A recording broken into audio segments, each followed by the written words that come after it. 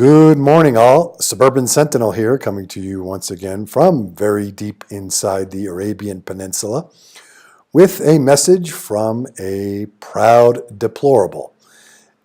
If Hillary Clinton and her supporters hate me, then I must be doing something right. In any event, I want to talk today about one of the items on President-elect Trump's 100-day plan. And that is his infrastructure or proposed infrastructure project. Now, as a matter of full disclosure, I supported Trump during the election. I still support him, but as a citizen, I also want to point out policies which I think are misguided. So let's get into this.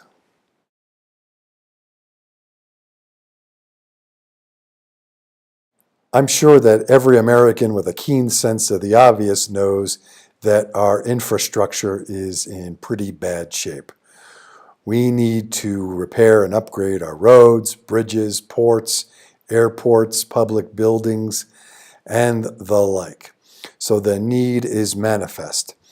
The real question is, how do we pay for it? Well, of course, if you are in Obama land, the economy is great, unemployment is low, so we should be able to just write a check. Meanwhile, back in reality, the country is broke. But of course, we need these infrastructure repairs and upgrades.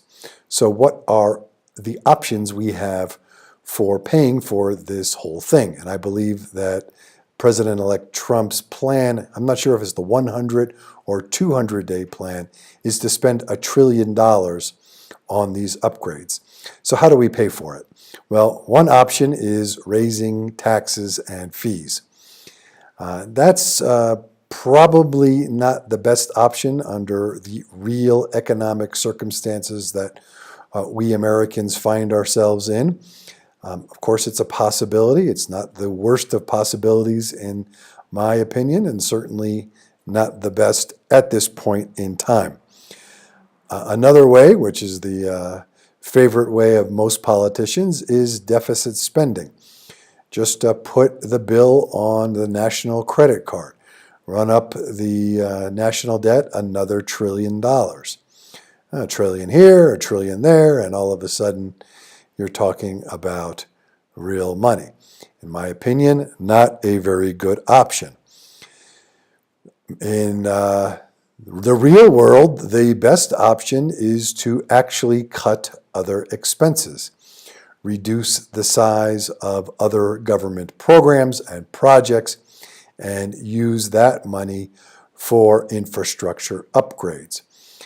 That is, in my opinion, the best thing we could do if we wanted to make infrastructure a national priority.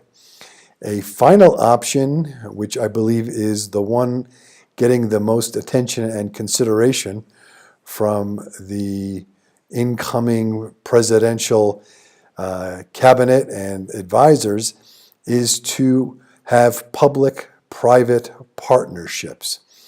And I think these are very dangerous. They sound good in theory.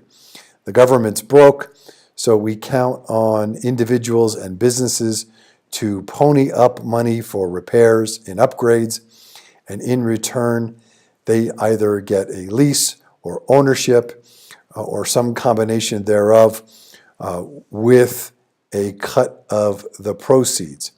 Again, this sounds good in theory, but when these projects have been done in the past among the states, it has generally turned into a corporate giveaway.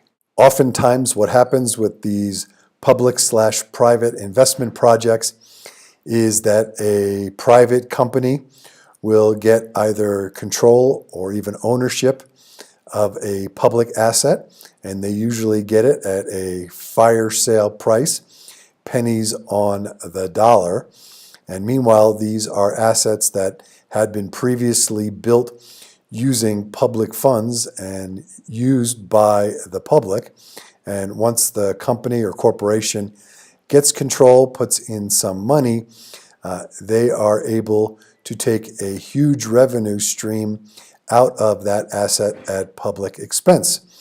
And generally, the prices to the public go way up, and oftentimes the public has no real viable alternative.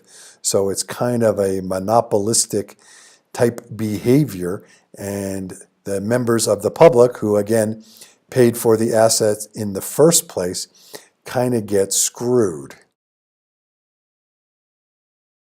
In conclusion, I agree that infrastructure spending is both necessary and appropriate. However, I believe it should be paid for in an intelligent fashion, and that is by cutting other unnecessary or even counterproductive government programs. For example, we can stop spending money spying on our own citizens.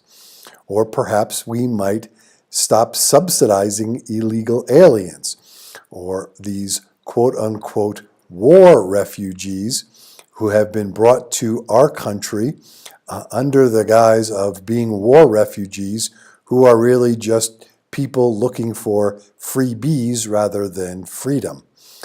That's my opinion as a proud deplorable. Thanks for watching. This is the Suburban Sentinel. Questions, enlightening comments, and differing opinions are always welcome. Be safe out there, everybody.